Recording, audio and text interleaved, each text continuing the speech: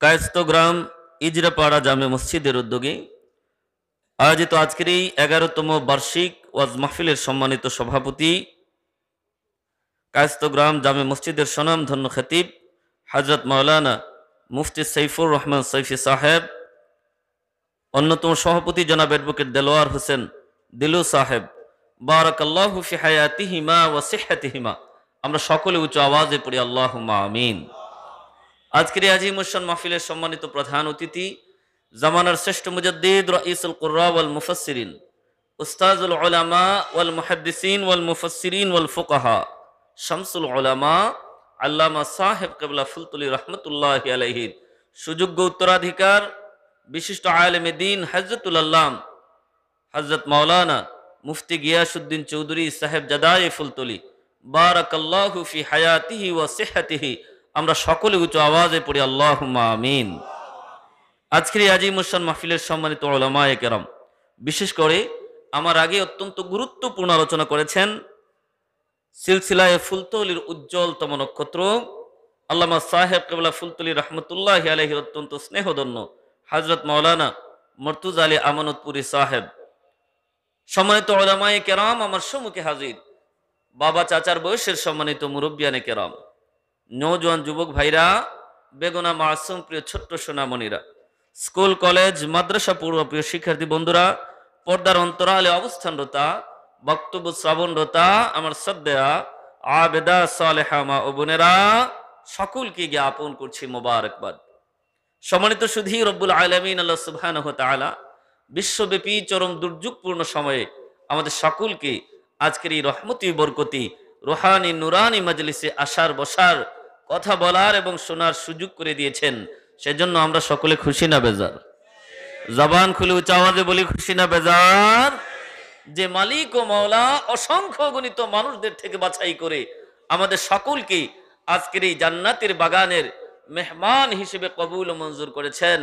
আসুন সে মালিক ও মাওলার শুকুর গুজারি করি, শুকরিয়া আদায় করি, সকলেই পড়ি কালিমাতু শুকর আলহামদুলিল্লাহ। জবান খুলে উচ্চ আওয়াজে পড়ি আলহামদুলিল্লাহ। আমার ভাইরা, এই প্রশংসা ডাকার আরেকটু জুড়ে বলি, আল্লাহর প্রশংসা করলে লাভ হয় নাকি লস হয়? কি লাভ? আমার আল্লাহ বলেন যে গোলাম, তোমরা যদি আমি মালিকের শুকুর গুজারি করো, লা ইন শাকারতুম লা আযীদান্নাকুম, তোমরা যদি আমি মাওলার নিয়ামতের শুকুর গুজারি করো, আমি আল্লাহ তোমাদের জন্য আমার নিয়ামত গুলাকে আমি বহু বহু গুণ বাড়াইয়া দেব। ওয়ালা ইন কাফারতুম, আর যদি কুফরি করো, নিয়ামত প্রাপ্তির পর সেটাকে অস্বীকার করো, তোমরা গাফিল হয়ে যাও, না শুকরি করো, তাহলে জেনে রাখবা ইন্না আযাবি লাশাদীদ, আমি আল্লাহর আযাব বড় কঠিন। আমার ভাইরা, আল্লাহ সহজেই কাউকে ধরে না। কথা বুঝেন নাই? আল্লাহ সহজেই কাউকে ধরে না, কিন্তু যখন কাউকে ধরেন তখন আর ছাড়াছাড়ি। কথা বুঝেন নাই? আমার কথা কি বুঝা যায়? কথা বলবেন। আল্লাহ সহজে কাউকে ধরে না, কিন্তু ধরলে আর ছাড়ে না। হাজার হাজার নমুনা এই জমিনে আল্লাহ দেখিয়েছেন। বিশেষ করে কয়েকদিন আগে বাংলাদেশের একজন মন্ত্রী, প্রতিমন্ত্রী, টাকলা মুরাদের কথা ভুলে গেছেন? হ্যাঁ, মনে হয় ভুলে গেছেন। কি ব্যাঙের মতো লাফানি শুরু করছিল প্রতিমন্ত্রী পদ পাওয়ার পর, এই করবে সেই করবে, সব করে ফেলবে। সর্বশেষ যখন আল্লাহর দ্বীনের উপর হাত দেওয়ার দুঃসাহস দেখিয়েছে, আমার আল্লাহ বলেন যে আমার জন্য ইন্নামা আমরুহু ইযা আরাদা শাইআন আইয়াকুলা লাহু কুন ফায়াকুন। আমার আল্লাহ বলেন তোমার লাফানোটা কত দূর যায় আমি একটু দেখতে চাই। সামান্য সময় আগের দিন একটা অডিও কল ফাঁস হইছে, এক অডিও কলে সব শেষ। আগের দিনকের নেতা, পরের দিন কুকুরেরও কোনো দাম।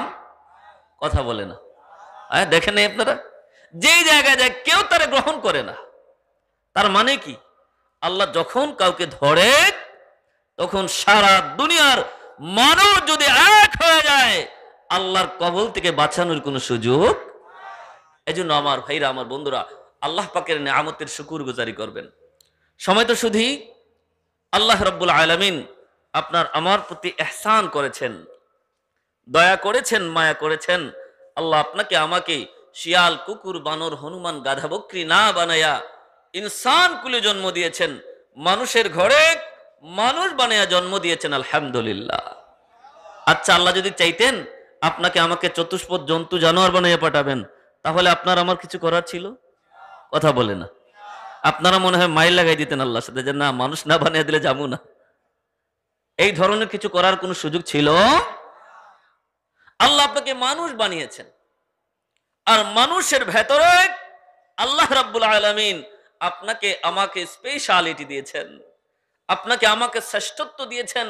আল্লাহ হিন্দুর ঘরে জন্ম না দিয়া, খ্রিস্টানের ঘরে জন্ম না দিয়া, ইহুদির ঘরে জন্ম না দিয়া, মুশরিক কাফিরের ঘরে জন্ম না দিয়া আল্লাহ পাক মুসলমানের ঘরে মুসলমান বানিয়ে জন্ম দিয়েছেন, আলহামদুলিল্লাহ।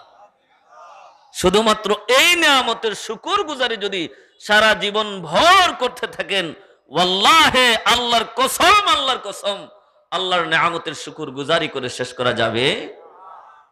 আমার ভাইরা, আমার বন্ধুরা, আল্লাহ রাব্বুল আলামিন আপনাকে আমাকে আখিরি জামানার পয়গম্বর, ইমামুল আম্বিয়া ওয়াল মুরসালিন, খাতামুন নবিয়্যিন, নবীজি মুহাম্মদুর রাসূলুল্লাহ সাল্লাল্লাহু আলাইহি ওয়াসাল্লামের উম্মত বানিয়েছেন।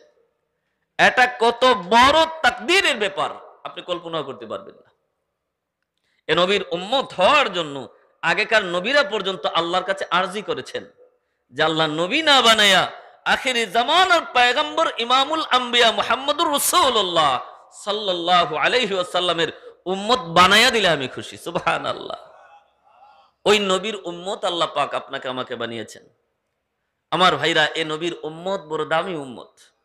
হাসরের ময়দানে আল্লাহ রাব্বুল আলামিন যেদিন বিচার কার্যক্রম শুরু করবেন, আল্লাহ রাব্বুল আলামিন অন্যান্য নবীদের সময়ের মানুষদেরকে এক এক করে জিজ্ঞাসা করবেন যে তোমাদের কাছে আমার নবী ঈসা, মূসা, ইব্রাহিম, ইসমাঈল, ইসহাক, ইয়াকুব এরা দ্বীনের দাওয়াত নিয়ে গিয়েছিল, তোমরা দাওয়াত কবুল করো নাই কেন?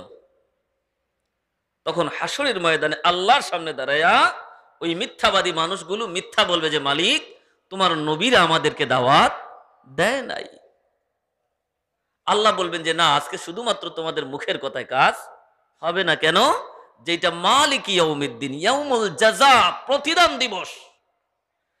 কাজে বিচারের ফলাফল যখন লাগবে তখন তো সাক্ষী ছাড়া বিচার হয় না। কি বলেন? আপনাদের এলাকায় বিচার কার্য হয় মাঝে মধ্যে, সাক্ষীটা কি লাগে নাকি সাক্ষী ছাড়াই চলে? হ্যাঁ, সাক্ষী লাগবে।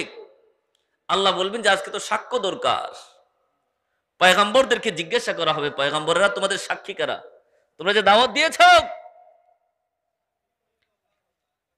আল্লাহ রাব্বুল আলামিনের দরবারে ওই কঠিন হাসরের ময়দানে পয়গম্বররা বলবে মালিক, আমাদের সাক্ষী হলেন আখিরি জামানার নবী মুহাম্মদুর রাসূলুল্লাহ সাল্লাল্লাহু আলাইহি ওয়াসাল্লামের উম্মত, তারাই সাক্ষী দিবে আমরা দাওয়াত দিয়েছি কিনা।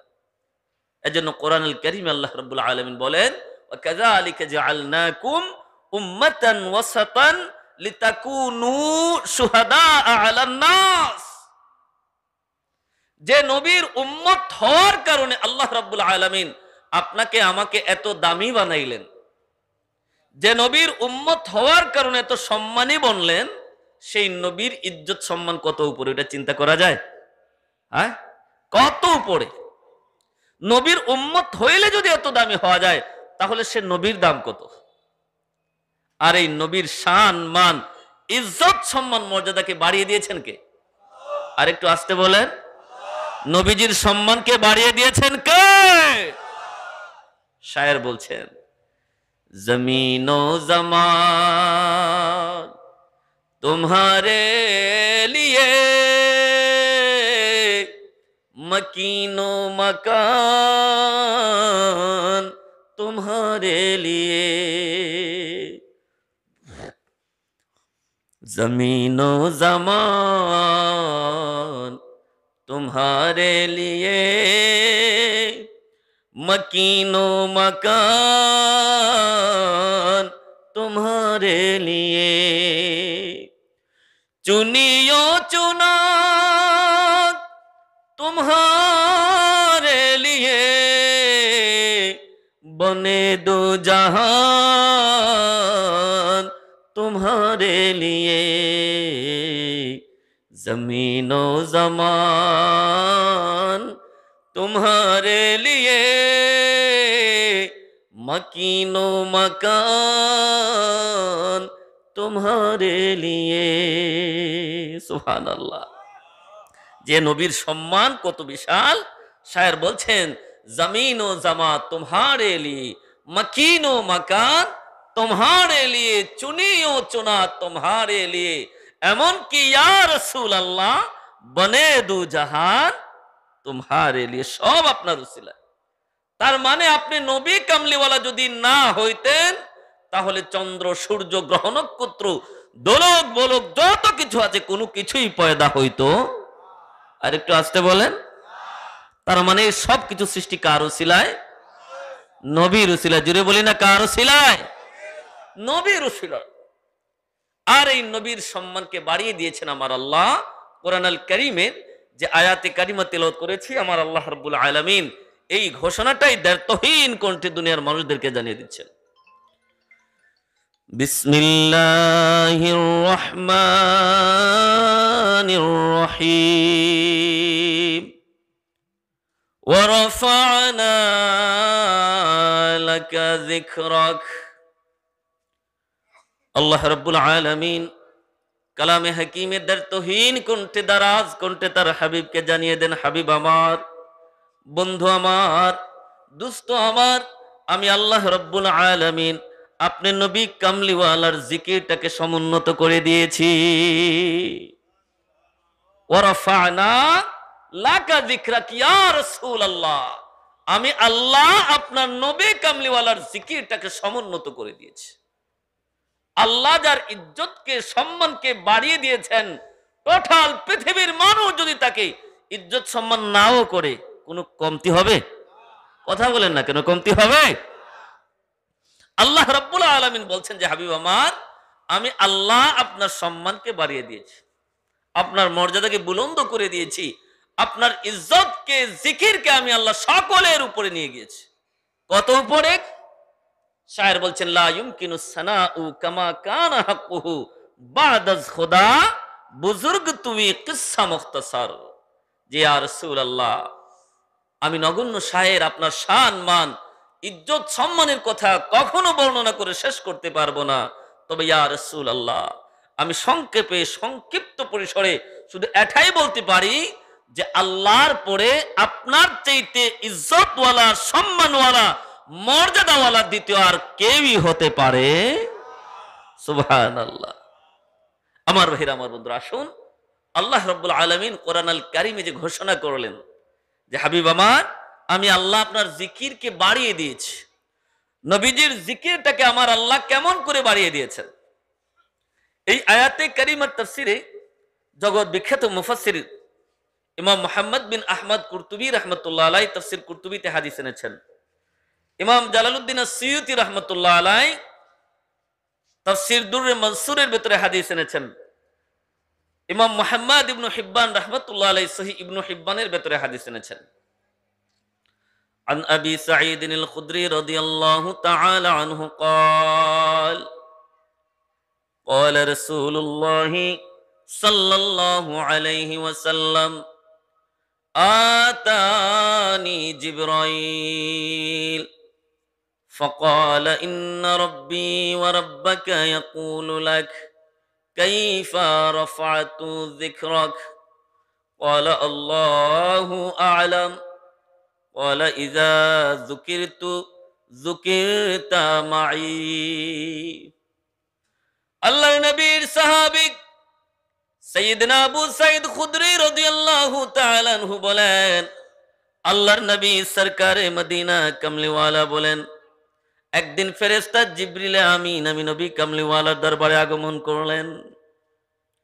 ফেরেশতা জিবরিল আমিন আমি নবীর কাছে আগমন করলেন। জিবরিল আমিন ডেকে ডেকে বলেন, ইয়া রাসূলুল্লাহ, ওগো আল্লাহর পয়গম্বর, আল্লাহর নবী, ইন্না রব্বি ওয়া রাব্বাক, নিশ্চয়ই আমারও রব আপনারও রব। তার মানে তিনি হলেন আল্লাহ। যদি খুলবে তিনি কে?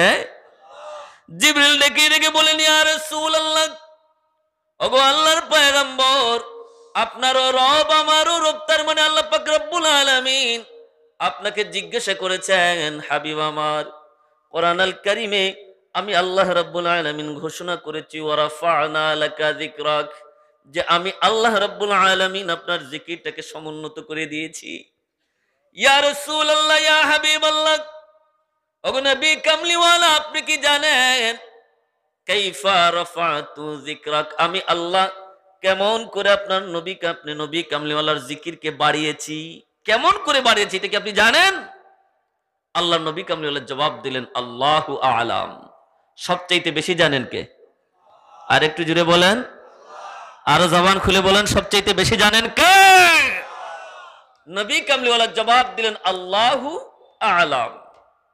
আল্লাহ রাব্বুল আলামিন ফেরেশতা জিবরিলের মাধ্যমে হাদিসে কুদসি আল্লাহ পাক তার হাবিবকে জানিয়ে দেন, হাবিব আমার, আপনার রফু জিকিরের কাইফিয়তটা হলো, আপনার জিকিরকে সমুন্নত করার পদ্ধতি হলো, ইজা যুকিরতু যুকিরতা মা'ই ইয়া রাসূলুল্লাহ, যখন যেটায় যে জায়গায় আমি আল্লাহর স্মরণ করা হবে, তত জায়গায় আমি আল্লাহর সাথে সাথে আপনি নবী কামলিওয়ালারও জিকির করা হবে। আর একটু আস্তে বলেন সুবহানাল্লাহ।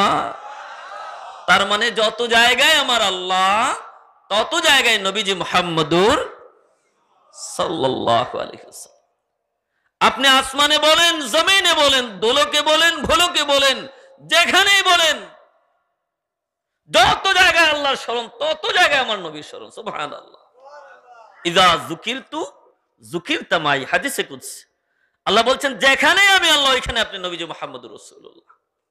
ইমাম জালালউদ্দিন মাহাল্লি রাহমাতুল্লাহ আলাইহি তাফসীর জালালাইনে সেটাকে আরো চমৎকার করে বিশ্লেষণ করেছেন, যে আল্লাহ কেমন করে তার হাবিবের জিকিরকে সমুন্নত করেছেন। আমার ভাইরা আমাকে বিষয় নির্ধারণ করে দিয়েছেন শানের রিসালত, তো তারই আলোকে চেষ্টা করছি আপনাদেরকে কিছু কথা শোনানোর। সম্মানিত হাজিরিন, ইমাম জালালউদ্দিন মাহাল্লি রাহমাতুল্লাহ আলাইহি তাফসীর জালালাইনে এই আয়াতে কারিমার তাফসীর করতে গিয়ে বলেন, ওয়া রাফা'না লাকা যিকরাক, আয় বিআন তুযকারা মা'a যিকরি ফিল আযান ওয়াল ইকামা ওয়াত তাশাহুদ ওয়াল খুতবা ওয়া গায়রিহা। সুবহানাল্লাহ। ইমাম জালালউদ্দিন মাহাল্লি বলছেন যে ওয়া রাফা'না লাকা যিকরাক, তার মানে হলো আয় বিআন তুযকারা মা'a যিকরি, আল্লাহ পাক এই কথাটাই বলছেন যে দুনিয়ার মানুষেরা শোনো, হাবিব আমার, আপনি জানুন, বিআন তুযকারা, আপনি নবীর জিকির করা হবে, মা'a যিকরি, আমি আল্লাহর জিকিরের সাথে সাথে, ফিল আযান, আযানের ভেতরে। সুবহানাল্লাহ। তার মানে আযানের ভেতরে আপনার আমার নবীর জিকির আছে কি নাই? একটু জবান খুলে বলি, আছে কি নাই? আমার ভাইরা, আমার বন্ধুরা, আল্লাহ রাব্বুল আলামিন পৃথিবীর সব বিষয়টা যদি বাদ দিয়ে দেন, কেবলমাত্র আযানটা নিয়েই গবেষণা করেন, দেখবেন একমাত্র আযানের মাধ্যমে আল্লাহ রাব্বুল আলামিন টোটাল পৃথিবী জুড়ে 24 ঘন্টার ভেতরে একটা সেকেন্ডও খালি যায় না, আমার নবীর জিকির হয় না। কারণ আযানের ভেতরে প্রত্যেকদিন 5 বার মসজিদের মিনার থেকে মুয়াজ্জিন সাহেব সুমধুর কণ্ঠে জানিয়ে দিচ্ছেন, আশহাদু আল্লাহ ইলাহা ইল্লাল্লাহ, আশহাদু আন্না মুহাম্মাদার রাসূলুল্লাহ। তার মানে আযানে আশহাদু আল্লাহ ইলাহা ইল্লাল্লাহ যেমন আছে, আশহাদু আন্না মুহাম্মাদার রাসূলুল্লাহ, একটু কথা বলেন। এখন কেউ যদি আশহাদু আন্না মুহাম্মাদার রাসূলুল্লাহ বলা ছেড়ে দেয়, ফতোয়া আপনারা দেন, আযান হবে? কেউ যদি বাদ দিয়ে দেয় যে আমি আশহাদু আন্না মুহাম্মাদার রাসূলুল্লাহ বলবো না, আযান হবে? যে মানুষটা মাদ্রাসার বারান্দায় যায় নাই, ওই মানুষটাও বলবে যে তার আযান হয় নাই। আর আযানকে নিয়ে যদি আপনি বিশ্লেষণ করেন, তাহলে দেখবেন যে এক আযান দ্বারাই আল্লাহ রাব্বুল আলামিন 24 ঘন্টা জুড়ে নবীর জিকিরকে জারি করে রেখেছেন সার্কেলের মতো। যেমন আমাদের বাংলাদেশে আমরা জোহরের আযান দেই, আমাদের সিলেটে হয় 1টা 15 মিনিট, ঢাকায় কিন্তু একই টাইমে হয় না, ঢাকায় 12টা 45-এ জোহরের আযান, আমাদের বাংলাদেশে একটা, সিলেটে 1টা 15, আপনি সৌদি আরবে গেলে 3 ঘন্টার ব্যবধান, লন্ডনে গেলে 6 ঘন্টা, আমেরিকায় গেলে 10 ঘন্টা। এইভাবে সময়ের তারতম্যের কারণে দেখা যায় যে টোটাল পৃথিবী জুড়ে আমার নবী কামলিওয়ালার নাম আজানের মাধ্যমেই নেওয়া হচ্ছে। সুবহানাল্লাহ। কোন জায়গায় জোহরের আজান, কোন জায়গায় মাগরিবের আজান, কোন জায়গায় মাগরিবের আজান, কোন জায়গায় এশার আজান। এইভাবে সময়ের পরিবর্তনের কারণে দেখা যায় যে 24 ঘন্টা জুড়ে কোথাও না কোথাও আজান হইতেছে, আর যত জায়গায় আমার আজান হইতেছে তত জায়গায় আমার নবী কামলিওয়ালার জিকির হইতেছে। সুবহানাল্লাহ। আজান দিলেন, আপনি নামাজ কায়েম করবেন, জামাতের জন্য দাঁড়ালেন, জামাত, আপনি জামাত কায়েম করবেন। জাযাকাল্লাহ। আপনি যখন জামাত কায়েম করবেন, জামাত কায়েম করতে গেলে আপনাকে একামত দেওয়া লাগবে কিনা? কথা বুঝেন তো? একটু কথা বলবেন, কথা না বলে আমি কথা বলতে পারি না। কারণ ওয়াজের মঞ্চটা হচ্ছে ক্লাসের মতো। ক্লাসে যেমন ছাত্র শিক্ষকের ভেতরে মিউচুয়াল কনভারসেশন থাকবে, ঠিক তেমনি ভাবে ওয়াজের বিষয়টা সেম।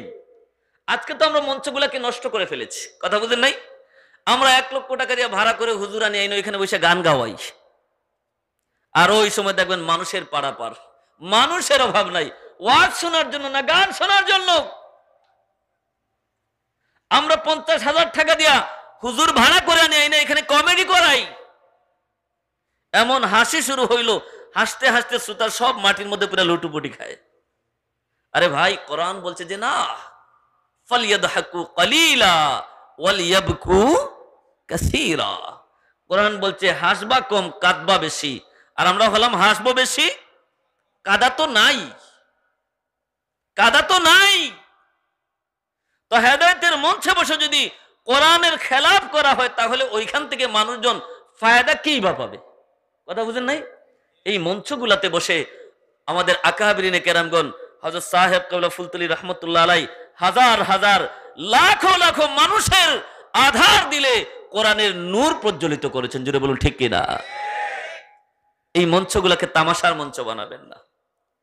আপনি মানুষদেরকে বলার জন্য যে আমার ওয়াজে গতকাল ওয়াজ ছিল 20,000 মানুষ হয়েছে, ওই মানুষ দেখানোর জন্য ওয়াজ করে 2 পয়সারও কোনো ফায়দা হবে না।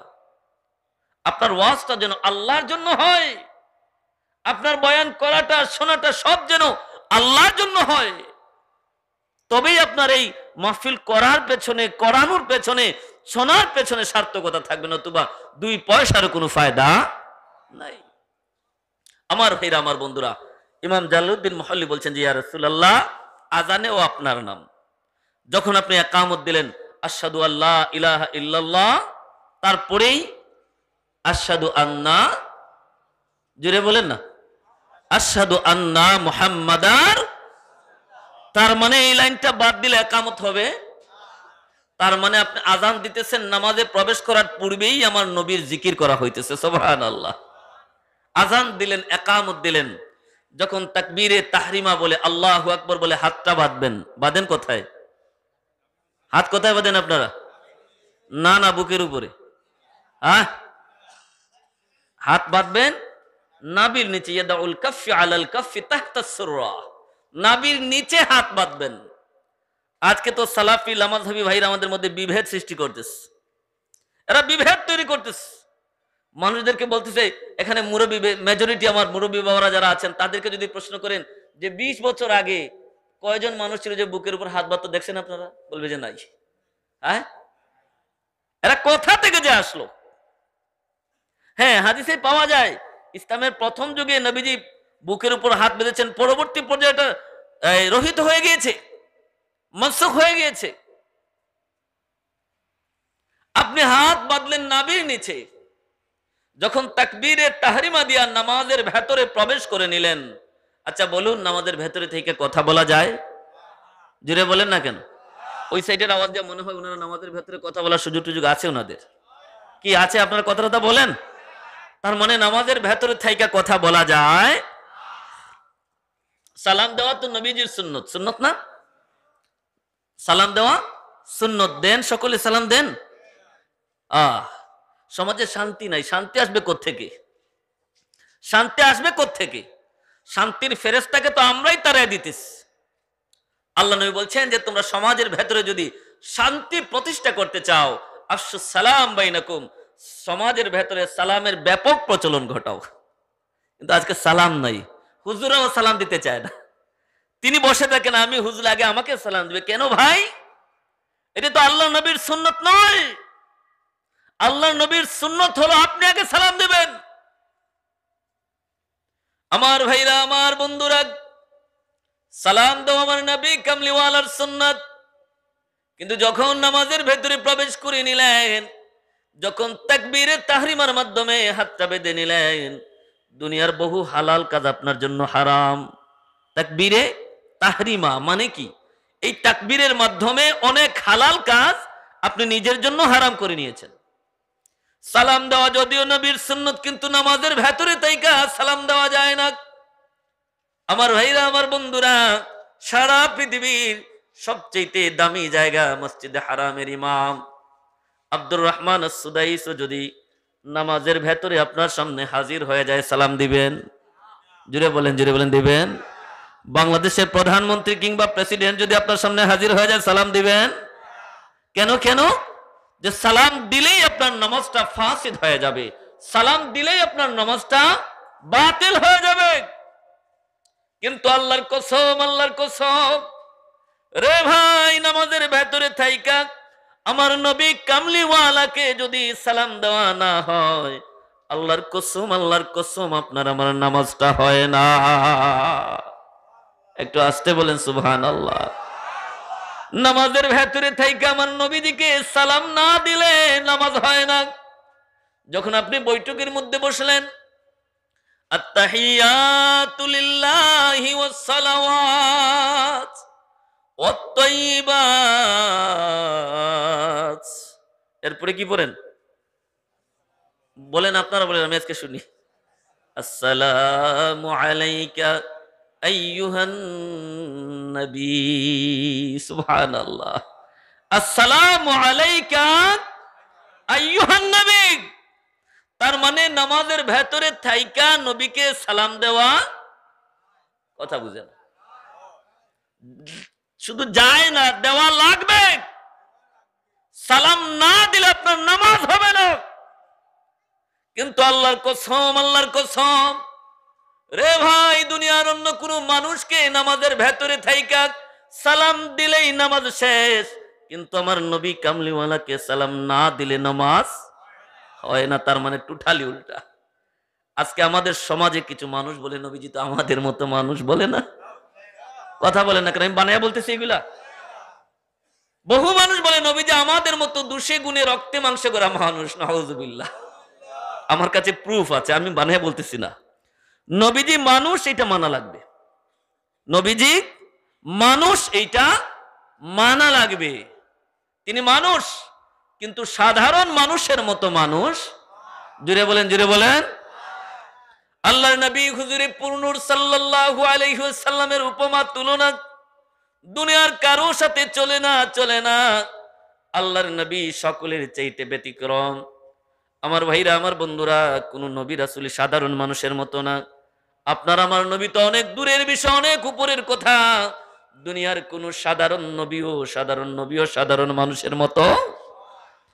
আমার ভাইরা, আমার বন্ধুরা, মাদারিজুন নবুওয়াতে হযরত আব্দুল হক মুহাদ্দিস আদ-দাহলাবী রাহমাতুল্লাহ আলাইহি ওয়াকিয়া নকল করেছেন। আল্লাহর নবী হুজুরে পুরনুর সাল্লাল্লাহু আলাইহি ওয়াসাল্লাম একদিন রাতের বেলা প্রস্রাব করেছেন একটা পাত্রের মধ্যে। নবীজি রাতের বেলা প্রস্রাব করে পাত্রের মধ্যে খাটের তলায় রেখে দিয়েছেন। এখনকার দিনে যেমন অ্যাটাচ বাথের সিস্টেম, এই সিস্টেম এটা আজ থেকে 50 বছর আগেও ছিল না। ঘরে ঘরে বাথরুম, অ্যাটাচ বাথ, বুঝেন তো আপনারা? এখন প্রায় ঘরেই গেলে বাথরুম পাওয়া যায়। কিন্তু আজ থেকে 50 বছর আগের কথা যদি বলেন, মুরব্বী বাবারা হাত তুলে সাক্ষী দিবেন যে না, ওইগুলো আমরা জানতামই না। আগে চিলিমচির প্রচলন ছিল, এখন তো এগুলো নাই। তো আল্লাহ নবী হুজুরে পুরনুর সাল্লাল্লাহু আলাইহি সাল্লাম রাতের বেলা প্রস্রাব করে পাত্রটা খাটের তলায় রেখে দিয়েছেন। সকালবেলা আল্লাহর নবী সরকারে দু জাহান হুজুরে পুরনুর সাল্লাল্লাহু আলাইহি ওয়াসাল্লাম হযরত উম্মে আয়মনকে ডাক দিলেন, উম্মে আয়মন রে উম্মে আয়মন, রাতের বেলা পাত্রের মধ্যে প্রস্রাব করে খাটের নিচে রেখেছি। উম্মে আয়মন রে, যাও রে উম্মে আয়মন, যাও, প্রস্রাবগুলা বাহিরে কোনো সেফ জায়গায় তুমি ফেলে দিয়ে আসো। আল্লাহর নবী সরকারে মদিনা কামলিওয়ালা হযরত উম্মে আয়মনকে যখন এই কথাটা বললেন, হযরত উম্মে আইমন আল্লাহর নবীর নুরানি চেহারা মুবারকের দিকে তাকায়া তাকায়া মুচকি মুচকি হাসে। নবী আমার ডেকে ডেকে বলেন, উম্মে আইমন রে, আমি তো তোমাকে হাসার মতো কোনো কথা বলি নাই। উম্মে আইমন ডেকে ডেকে বলেন, আল্লাহর পয়গম্বর, আল্লাহর নবী, ইয়া রাসূলুল্লাহ, সকালবেলা ভীষণ তৃষ্ণার্ত ছিলাম, পিপাসার্ত ছিলাম, সারাটা ঘোর তালাশ করলাম, পানির সন্ধান করলাম, পাইলাম না। ওগো আল্লাহর পয়গম্বর, আল্লাহর নবী, হঠাৎ করে খাটের নিচে পাত্রের দিকে নজর পড়েছে। ইয়া রাসূলুল্লাহ, তাকায় দেখলাম পাত্রের মধ্যে বড় স্বচ্ছ পানি দেখা যায়। আল্লাহর পয়গম্বর, আল্লাহর নবী গো, আল্লাহর কসম, আল্লাহর কসম, পাত্রটা হাতের মধ্যে নিয়ে বিসমিল্লাহির রহমানির রহিম বলে পান করে নিয়েছি। আল্লাহর কসম গো নবী, আমি উম্মে আইমন আমার জীবনে বহু পানি পান করেছি, আজকের মতো এত সুস্বাদু পানি জীবনে পান করি না। আর একটু আসতে বলেন সুবহানাল্লাহ। এটা বানানো কিচ্ছা বলছি না আমি। আব্দুল হক মুহাদ্দিস আদ-দেহলভী, যিনি সাধারণ কোনো মানুষ না, যাকে উপমহাদেশের মারকাজুল আসানিদ বলা হয়, সনদের মারকাজ। হযরত আমানতপুরি হুজুর আগে বয়ান করে গিয়েছেন হাদিসের সনদের কথা। হাদিসের মেইনই হচ্ছে সনদ। উপমহাদেশের হাদিসের মারকাজ যাকে বলা হয়, শাহ আব্দুল হক মুহাদ্দিস আদ-দেহলভী তার জগৎ বিখ্যাত কিতাব মাদারিজুন নবুয়তের ভেতরে এটা নকল করেছে। আচ্ছা, আপনারা বলেন, আমার নবী কামলিওয়ালার প্রস্রাব মুবারক সাহাবী পান করেছেন, আজ পর্যন্ত কোন মুফতি, মুহাদ্দিস, মুফাসসির, ফকিহ ফতোয়া দিয়েছেন যে উম্মে আইমন হারাম কাজ করেছেন? কথা বলেন। রক্ত খাওয়া হালাল নাকি হারাম? জুড়ে বলেন। কোরআন বলছে, হুররিমাত আলাইকুমুল মাইতাতা ওয়াদ-দামা ওয়া লাহমাল খিনজির। আল্লাহ বলছেন যে আমি তোমাদের জন্য হারাম করে দিয়েছি মৃত জন্তু। গরু খাওয়া হালাল, কিন্তু মরে গেলে খান। আপনাদের এলাকায় খাওয়া হয় নাকি? হ্যাঁ, মরা মুরগ খাওয়া এমনিতে হালাল, কিন্তু যদি কখনো যদি আপনাকে না বুঝাইয়া মরা মুরগ দেওয়ার খবর জানতে পারেন, অবস্থা কি হবে? বেটার দোকান কি জায়গায় থাকবে? সব ভাঙা চিরা ফেলাইবে। হালাল, কিন্তু মরে গেলে হারাম। আল্লাহ বলছে মৃত জন্তু খাওয়া হারাম, ওয়াদ-দামা, রক্ত পান করা হারাম। আল্লাহর নবী হুজুরে পুরনুর সাল্লাল্লাহু আলাইহি ওয়াসাল্লাম একদিন হেজামা লাগিয়েছেন, সিঙ্গা লাগিয়েছেন। হেজামা লাগানো রক্তগুলা সাহাবী হযরতে আব্দুল্লাহ ইবনে জুবাইরের হাতে দিলেন। আব্দুল্লাহ ইবনে জুবাইর, রে যাও, রে আব্দুল্লাহ ইবনে জুবাইর, এই রক্তগুলা এমন একটা জায়গায় দাফন করে আসবা যেন দুনিয়ার কোনো মানুষ এটা স্পর্শ করতে পারে না। আল্লাহর নবীর সাহাবী হযরতে আব্দুল্লাহ ইবনে জুবাইর রাদিয়াল্লাহু তাআলা রক্তগুলা নিয়ে বাহিরে যাইয়াই সাথে সাথে পান করে নিয়েছেন। মুহূর্তের ভেতরে আবার নবীর সামনে হাজির। নবী আমার ডেকে ডেকে বলেন, আব্দুল্লাহ ইবনে জুবাইর, কিছু সময় আগে তুমি না গেলা, মুহূর্তের ভেতরে কোথায় রক্তটাকে দাফন করলা? আব্দুল্লাহ ইবনে জুবাইর ডেকে ডেকে বলেন, গো আল্লাহর পয়গম্বর, ইয়া রাসূলুল্লাহ, ইয়া হাবিবাল্লাহ, এমন জায়গায় দাফন করেছি গো নবী, দুনিয়ার কোনো মানুষের পক্ষে এটা কখনো স্পর্শ করা সম্ভব না। নবী আমার ডেকে ডেকে বলেন, আব্দুল্লাহ ইবনে জুবাইর, কোথায় দাফন করেছো? হযরতে আব্দুল্লাহ ইবনে জুবাইর ডেকে ডেকে বলেন, ইয়া রাসূলুল্লাহ, ইয়া হাবিবাল্লাহ, রাহমাতুল লিল আলামিনের রক্ত মোবারক বাহিরে কোথায় ফেলার মতো দুঃসাহস আমার নাই। ইয়া রাসূলুল্লাহ, ইয়া হাবিবাল্লাহ, আমি রে বাহিরে যাইয়াই আপনার রক্ত মোবারক পান করে নিয়েছি। আল্লাহর নবী ডেকে ডেকে বলেন, আব্দুল্লাহ ইবনে জুবাইর, রে আমার সাহাবী, তুমি আমি নবী কামলিওয়ালার রক্ত পান করো নাই, পান করো নাই। আব্দুল্লাহ ইবনে জুবাইর রে, তুমি তোমার নিজের জন্য জাহান্নামের আগুনটাকে হারাম বানাইয়া নিলা। তার মানে নবীজি সাধারণ মানুষের মতো। জুড়ে বলেন, জুড়ে বলেন। যারা বলে এরা মিথ্যাবাদী, লানাতুল্লাহি আলাল কাযিবিন। ইমাম জালালউদ্দিন মাহলি বলছেন যে আজানেও নবীর নাম, একামতেও নবীর নাম, তারপরে তাশাহুদেও নবীর নাম। সুবহানাল্লাহ। জিকিরটা কত বিশাল দেখেন, রফউজ জিকির। জিকিরটাকে আমার আল্লাহ কেমন সমুন্নত করেছেন যে এই জিকিরের সাথে অন্য কারো জিকিরের তুলনা চলে না।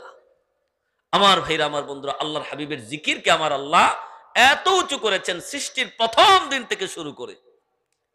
শুধু দুনিয়ার জমিনে যে নবীর জিকির আল্লাহ করেছেন বিষয়টা এমন নয়।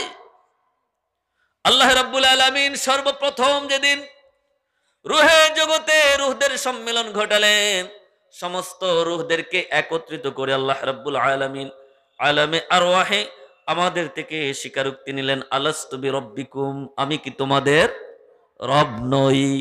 সেদিন রূহের জগতে আপনি আমি আমরা সকলেই বলে এসেছি মাকালু বালা, সবাই সাক্ষী দিয়েছেন যে হ্যাঁ আপনি আমাদের রব। তার মানে আল্লাহ রূহের জগতে তার রুবুবিয়তের ব্যাপারে যেমন স্বীকারোক্তি নিয়েছেন যে জুকির তামাই, দেখেন যে এখানে আল্লাহ তার জিকিরের তার তার রুবুবিয়তের স্বীকারোক্তি নিয়েছেন, ঠিক তেমনি ভাবে আলামে মিসাকে অঙ্গীকারের জগতে তখনও দুনিয়ায় আসা হয় নাই, আল্লাহ রাব্বুল আলামিন তার ব্যাপারে সাধারণ রূহদের থেকে স্বীকারোক্তি নিয়েছেন, আর তার নবীর ব্যাপারে স্বীকারোক্তি নিয়েছেন সৃষ্টির সবচাইতে দামি মানুষ যারা, তাদের কাছ থেকে। সুবহানাল্লাহ। একটা সাধারণ সভা আর মন্ত্রী পরিষদের সভা, দুইটা কি সমান? কথা বুঝে থাকলে জবাব দেন। সাধারণ সভায় আপনি আমি কটাই মজর যা আছি সবাই যাইতে পারবো, কিন্তু মন্ত্রী পরিষদের সভায় হ্যাঁ যাওয়া যাবে? যাওয়ার কোনো সুযোগ নাই। আল্লাহ রাব্বুল আলামিন রূহের জগতে তার ব্যাপারে আমভাবে স্বীকারোক্তি নিয়েছেন, আর তার নবীর ব্যাপারে স্বীকারোক্তি নিয়েছেন সমস্ত পয়গম্বরদের থেকে আলাদা করে, সমাবেশ করে। সুবহানাল্লাহ বলবেন না? এটা আমার কথা না, কোরআনের কথা। وَإِذْ أَخَذَ اللَّهُ مِيثَاقَ النَّبِيِّينَ لما آتيتكم من كتاب وحكمة ثم جاءكم رسول مصدق لما معكم لتؤمنن به ولتنصرنه قال أأقررتم وأخذتم على ذلكم إصري قالوا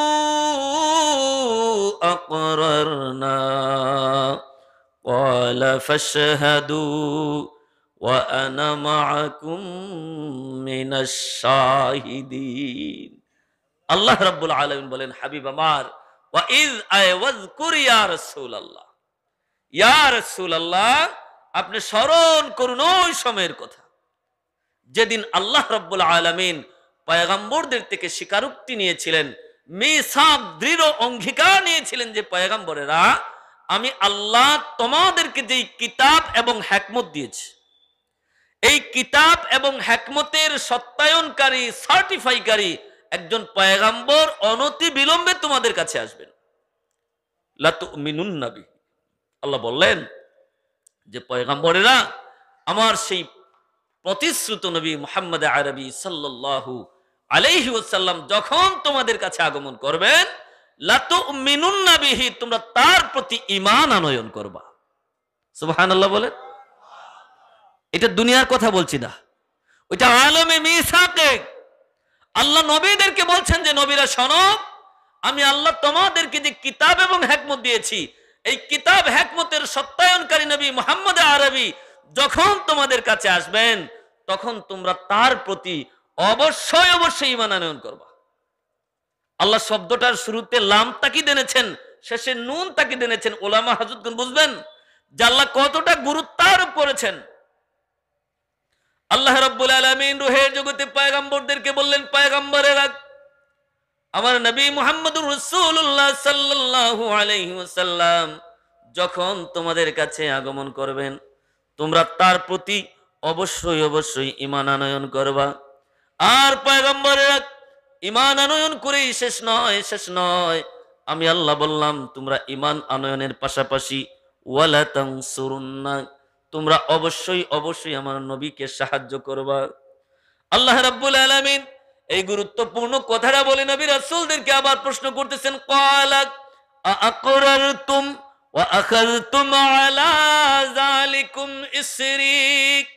আমার আল্লাহ বলেন, রে পয়গম্বরেরা, আমি আল্লাহ তোমাদের থেকে যে স্বীকারোক্তি চাইলাম, বলো তো তোমরা এটা স্বীকার করলা কিনা? আমি আল্লাহ তোমাদেরকে যেই শর্তগুলা দিলাম, আমার আল্লাহ ডেকে ডেকে বলেন, পয়গম্বরেরা বলো তোমরা এই শর্তগুলা গ্রহণ করলা কিনা? সেদিন রুহের জগতে 1,23,999 জন, মতান্তরে 2,23,999 জন পয়গম্বর এক কথায় এক বাক্যে জবাব দিয়েছেন, ক্বালু আকরারনা। সুবহানাল্লাহ। ক্বালু আকরারনা, হ্যাঁ মালিক রে, আমরা তোমার দেওয়া স্বীকারোক্তিটাকে গ্রহণ করলাম, আমরা স্বীকারোক্তি দিলাম তোমার নবী যখন আসবেন তার প্রতি ঈমান আনবো এবং তাকে আমরা অবশ্যই অবশ্যই সহযোগিতা করব। আমার আল্লাহ বলেন যে এখানেই শেষ না, তোমরা যে স্বীকারোক্তি দিলা এটাই তোমরা ভুলবা না, তার প্রমাণ কি? তার জন্য সাক্ষী লাগবে। আমরা সাক্ষী রাখি না? গুরুত্বপূর্ণ কাজ করতে গেলে সাক্ষী লাগে না? বিশেষ করে বিয়া করতে যদি যান, সাক্ষী ছাড়া বিয়া হবে? কি বলে? জায়গা জমি বেচা কেনা করেন না, সাক্ষী লাগে না?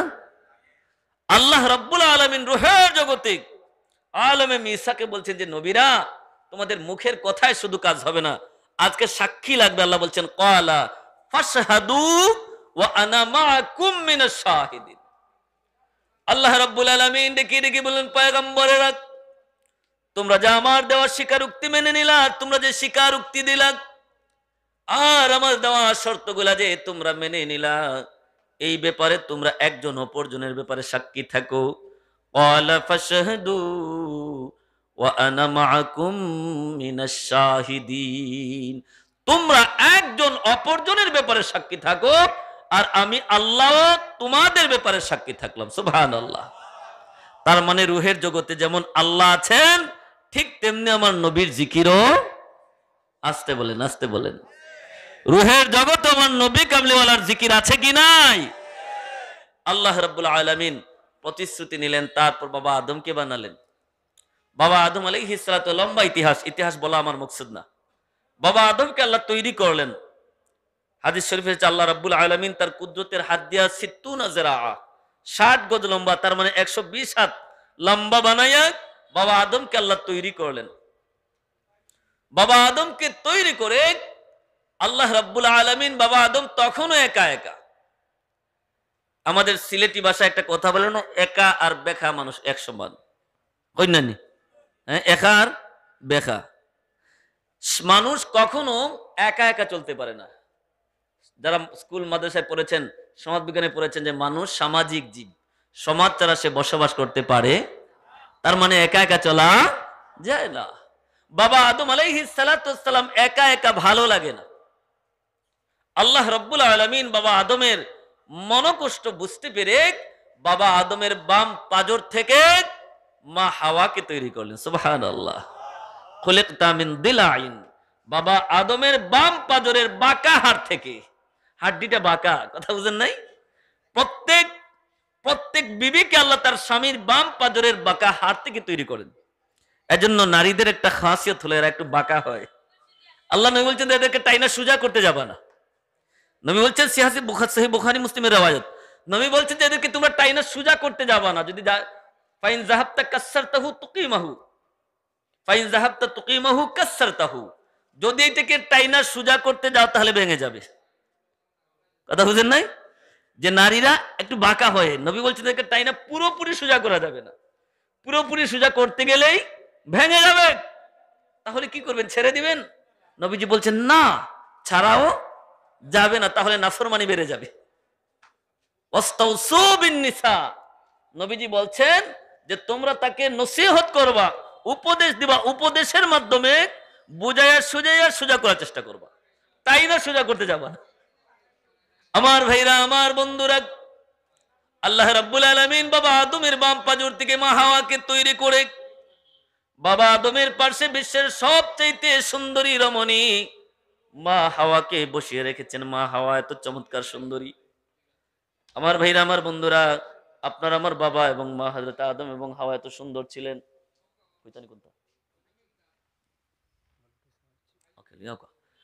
বাবা আদম এবং মা হাওয়া এত সুন্দর ছিলেন, এত চমৎকার ছিলেন। বাবা আদম মা হাওয়ার সামনে দাঁড়ালেই বাবা আদম মা হাওয়ার শরীরের মধ্যে নিজের চেহারা মুবারকটা আয়নার মতো দেখতে পেতেন। মা হাওয়া বাবা আদমের সামনে দাঁড়ালে বাবা আদমের শরীরের মধ্যে মা হাওয়ার চেহারা দেখা যাইতো। এত সুন্দর ছিলেন, এত চমৎকার ছিলেন। বলবেন হুজুর এত সুন্দর বাবা আমার, সন্তানরা আমরা কেমন কেমন করে হইলাম। বাবা আদম মা হাওয়া যেদিন আল্লাহর আদেশকে লঙ্ঘন করে জান্নাতের নিষিদ্ধ বৃক্ষের ফল ভক্ষণ করেছিলেন, আল্লাহ শরীরের সৌন্দর্যটা কমে দিয়েছেন। কিন্তু টোটাল পৃথিবীর মানুষজন যাতে করে উপলব্ধি করতে পারে যে তাদের বাবা মা সুন্দর ছিলেন, ওইটা বোঝার জন্য মানুষের নখের মধ্যে তার নমুনা রেখে দিয়েছে। একজন কালো চেহারার মানুষ নিজের নখের দিকে তাকান, নখটা কালো, কথা বলে না। আফ্রিকার নিগ্রো মানুষ যারা কালো মানুষ আমাদের দেশে মাঝে মধ্যে খেলতে আসে, এরা যখন ফ্লাড লাইট জ্বালানো হয় তখন দাঁতগুলা ছাড়ার কিছুই দেখা যায় না, দেখেন নাই মাঝে মধ্যে? ওই কালো চেহারার মানুষের নখের কালার কি? সাদা। সুবহানাল্লাহ। আমাদের নখের কালারটা আমরা যখন কাজকর্ম করার কারণে ময়লা আবর্জনা লেগে নষ্ট হয়ে যায়, নতুবা এটার নরমালিটি হলো যে এগুলা সাদা থাকে। এত সুন্দরী মহিলা বাবা আদমের পার্শ্বে বসা, বাবা আদম স্পর্শ করতে চাইছেন, বারণ করা হলো আদম হাওয়াকে এমনিতেই স্পর্শ করা। যদি বলেন না কেন? এই তো নাফরমানির দিনটা গেল 14 ফেব্রুয়ারি। আফসোস, বহু বাবা মা জানেই না তার মেয়েটা কোথায় গিয়েছে, কার সাথে আড্ডা মারতেছে, কোন হোটেলে গিয়েছে, কোন পার্কে বসে কোন পুরুষের গায়ে হাতে হাত রেখে কথা বলতেছে, কোনো বাবাই জানে না। মেয়েটারে মাস্টার ডিগ্রি পাস করাইতেছে, অনার্স পড়াইতেছে, মেয়েটারে কলেজে দিয়েছে। মনে রাখবা কাল কিয়ামতের দিন তার জন্য আল্লাহর কাছে চরম জবাব দেওয়া লাগবে। কুল্লুকুম রাইন ওয়া কুল্লুকুম মাসউলুন আন রাইয়াতিহি। নবীজি বলেন তোমরা প্রত্যেকেই রাখাল, প্রত্যেকেই দায়িত্বশীল। প্রত্যেককেই তোমাদের দায়িত্বের জন্য কিয়ামতের ময়দানে আল্লাহর কাছে জবাব দেওয়া লাগবে। আমার ভাইরা কথা শেষ করে নিতে চাই। বিষয় যেটা দিয়েছেন ওইটার জন্য 2-3 ঘন্টা সময়ের দরকার কিছু বুঝাতে গেলেও। বাবা আদম স্পর্শ করতে চাইছেন, ফেরেশতারা বারণ করছেন। কি করা লাগবে? আল্লাহ রাব্বুল আলামিন অর্ডিন্যান্স জারি করলেন যে আদম হাওয়াকে স্পর্শ করতে গেলে বিয়ে করা লাগবে। তার মানে বিয়ে ছাড়া কোনো পরনারীর গায়ে হাত দেওয়া জায়েজ। দলিল নিয়ে যান। আমরা তো এখন ডিজিটাল যুগের মানুষ, এই যে বিয়ে টিয়ে লাগে না এখন আর। বাবা আদম বললেন আল্লাহ আমি এক কথায় রাজি। আল্লাহ বলেন বিয়ে করতে গেলে মোহর লাগবে, মোহর লাগবে। বাবা আদম বলতেছেন আল্লাহ আমার তো মোহরানা দেওয়ার মতো কোন সামর্থ্য নাই। আল্লামা ইবনুল জাওজি রাহমাতুল্লাহি আলাইহি সালওয়াতুল আযজানের ভিতরে এনেছেন আল্লাহ পাক রব্বুল আলামিন বাবা আদমকে ডেকে ডেকে বলেন আদম রে, ইয়া আদম সাল্লি আলা হাবিবি 20 মাররা। আদম রে তুমি আমার নবী মুহাম্মদ আরবি সাল্লাল্লাহু আলাইহি ওয়াসাল্লামের উপর 20 বার দুরূদ শরীফ পড়ে নাও। 20 বার 20 বার 20 বার দুরূদ শরীফ পড়ে নিলে আদম রে ওই দুরূদটারে তোমার জন্য হাওয়ার বিবাহের ক্ষেত্রে আমি আল্লাহ মোহর বানাইয়া দেব, হাওয়াটারে তোমার জন্য আমি আল্লাহ হালাল বানাইয়া দিব। তার মানে ওই জায়গায় নবীর জিকির আছে কি নাই? তার মানে নবীকে বাদ দিয়ে কিছু করা যায়? জেনে বলেন না কেন যায়। কিন্তু এই পথ থেকে আমাদের সরানোর জন্য দরবেশ সুরতের মিস্টার ইবলিস আমাদের সমাজে আছে কি নাই? কথা বলেন না কেন? দেখতে দরবেশের মতো মনে হয়, দেখতে দরবেশের মতো। ওই তো আগে বলে গিয়েছেন আমানতপুরি হুজুর শাহজালালের মাজারে দাঁড়িয়ে বলতেছে এটা নাকি মারকাজুশ শিরিক। আরে কুলাঙ্গার, শাহজালাল মুজাররদ আল ইয়ামানি যদি এই সিলেটের জমিনে না আসতেন হয়তো তোমার বাপ দাদা 14 গোষ্ঠী কাফির মুশরিক থাকতো।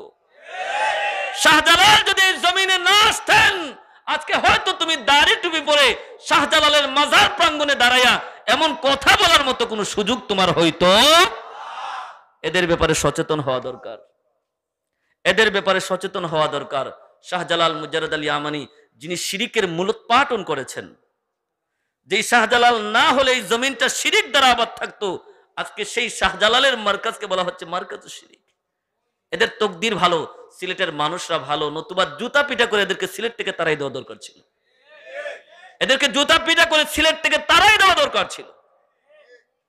আমাদের চোখখান খোলা রাখা দরকার। এরা আমাদের ইমান নিয়ে টানাটানি শুরু করেছে। এরা কখনো বলে দোয়া নাই, কখনো বলে শিরনি নাই, কখনো এসে বলবে তেরাবি 8 রাকাত। কথা বুঝেন নাই? হ্যাঁ, কখনো বলবে নবী মরে মাটির সাথে মিশে গিয়েছেন। এদেরকে চেনার দরকার আছে কি নাই? শুধু ইউটিউবের ভিডিও দেখা ভাব দুইরা এদের পেছনে লাগবেন না, সব হারাবেন। যেই কথাগুলো বললাম, আল্লাহ পাক রব্বুল আলামিন আমাদের সকলকে তার উপর আমল করার তৌফিক দান করুন, সকলে বলি আমিন। সময় তো শুধুই জীবনের প্রতিটা ক্ষেত্রে রাসূলে মকবুল সাল্লাল্লাহু আলাইহি ওয়াসাল্লামের দেখানো পথের এবং মথের উপর আল্লাহ পাক আমাদের সকলকে অটল অবিচল থাকার তৌফিক দান করুন, সকলে বলি আমিন। নাসরুম মিনাল্লাহি ফাতহুন করিব ওয়া মা আলাইনা ইল্লাল বালাগ ওয়া আখিরু দাওয়ানা আলহামদুলিল্লাহি রাব্বিল আলামিন। আল্লাহুম্মা আমিন। আলহামদুলিল্লাহি রাব্বিল আলামিন ওয়াল আকিবাতু লিল মুত্তাকিন ওয়াস সালাতু ওয়াস সালামু আলা রাসূলিহিল কারীম ওয়া আলা আলিহি ওয়া আসহাবিহি ওয়া আহলি বাইতিহি আজমাইন। ربنا ظلمنا أنفسنا وإن لم تغفر لنا وترحمنا لنكونن من الخاسرين رب ارحمهما كما ربياني صغيرا इलाही दिखा दे हमें दियारे मदीना इलाही बना दे हमें गुबारे मदीना। আয় আল্লাহ ইয়া আরহামার রাহিমিন ইয়া আকরামাল আকরামিন, আল্লাহ আমাদের সকলের জিন্দেগির গুনাহ খাতাগুলোকে তুমি মাফ করে দাও। আল্লাহ আজকের এই মজলিস থেকে আমাদের কাউকে গুনাহ দিয়া ফিরাইয়া দিও না। আমাদের পক্ষ থেকে লক্ষ কোটি সালাতু সালামের হাদিয়া সোনার মদিনায় নবী পাক সাল্লাল্লাহু আলাইহি ওয়াসাল্লামের খেদমত মুবারকে পৌঁছে দাও।